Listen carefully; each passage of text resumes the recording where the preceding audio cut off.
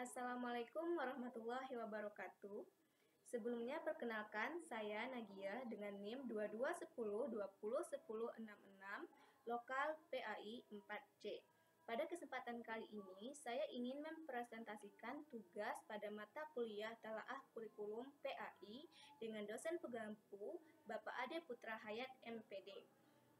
Pada tugas kali ini kami disuruh untuk mentelaah kurikulum yang dipakai oleh suatu sekolah.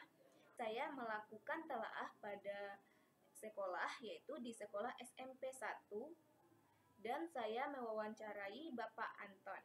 Nah, Bapak Anton ini sudah mengajar mulai dari tahun 1996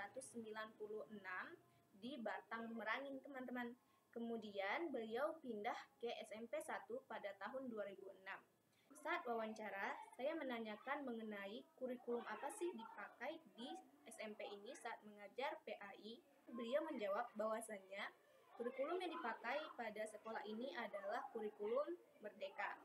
Kemudian saya menanyakan kembali mengenai bagaimana tanggapan Bapak terhadap kurikulum Merdeka tersebut. Kemudian beliau menjawab seperti ini, teman-teman. Kurikulum Merdeka dalam pembelajaran melihat perkembangan peserta didik. Dalam kurikulum Merdeka, pembelajarannya tidak monoton. Dan dalam pembelajarannya mengikuti kemampuan dan potensi siswa. Wah, teman-teman, ternyata menurut beliau kalau kurikulum Merdeka itu pembelajarannya berfokus pada mengembangkan potensi siswa dan dalam pembelajarannya tidak monoton ya, teman-teman. Artinya dalam pembelajaran menggunakan berbagai metode dan strategi.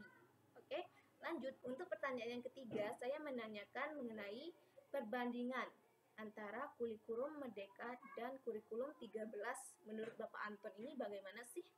Kemudian beliau menjawab bahwasanya kalau kurikulum 13 itu pembelajarannya searah. Artinya guru menjelaskan sedangkan siswa mendengarkan. Dan untuk materi PAI pada kurikulum 13 itu PAI sebagai induknya. Artinya siswa diharapkan mampu mengetahui dan memahami isi dari PAI tersebut atau isi materi dari PAI tersebut. Sedangkan pada kurikulum Merdeka, mata pembelajaran PAI hanya sebagai cover, sedangkan dia berfokus kepada bagaimana penerapan nilai-nilai dari isi pembelajaran PAI tersebut. Bagaimana penerapan yang sesuai dengan materi PAI tersebut.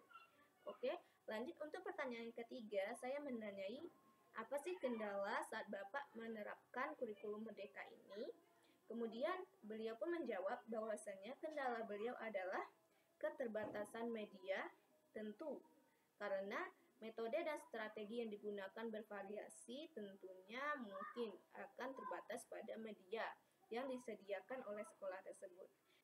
Kemudian yang kedua, kendala beliau adalah keberagaman kompetensi atau potensi siswa.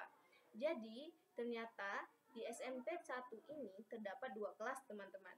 Yang pertama kelas unggul dan kelas reguler. Jadi di kelas unggul ini pengetahuan mereka sudah baik, sudah cukup baik. Sedangkan di reguler beliau emang mulai dari awal untuk mengajarkan materi tersebut. Kemudian yang ketiga kendalanya adalah banyaknya tuntutan dari atasan. Tuntutan yang bagaimana sih yang beliau maksud? Mau dengar? Yuk kita dengar rekamannya.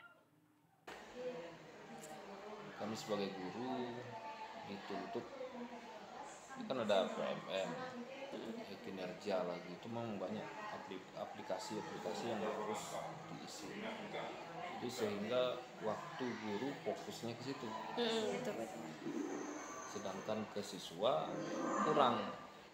Nah, apa salahnya kalau bisa itu fokus ke siswa, bagaimana cara guru mengajar, bagaimana media-media yang relevan, yang sesuai dengan kultur budaya daerah setempat untuk diterapkan di daerahnya masing-masing. Jadi efisien dan bagus pembelajaran. Wah, ternyata banyak sekali ya teman-teman tuntutan dari atasan mengenai pelaksanaan kurikulum merdeka ini. Banyak guru yang merasa fokusnya terbagi saat mengajar. Nah, adapun saran dari Pak Anton, untuk perubahan atau perkembangan kurikulum berikutnya diusahakan pada saat pembelajaran, guru itu memang fokus pada bagaimana menjadikan siswa itu bisa, bagaimana menjadikan siswa itu mengetahui materi tersebut. Jadi, fokus guru tidak terpecah dua. Oke teman-teman, segitu dulu presentasi kali ini. Saya Nagia, pamit undur diri. Wassalamualaikum warahmatullahi wabarakatuh. Bye.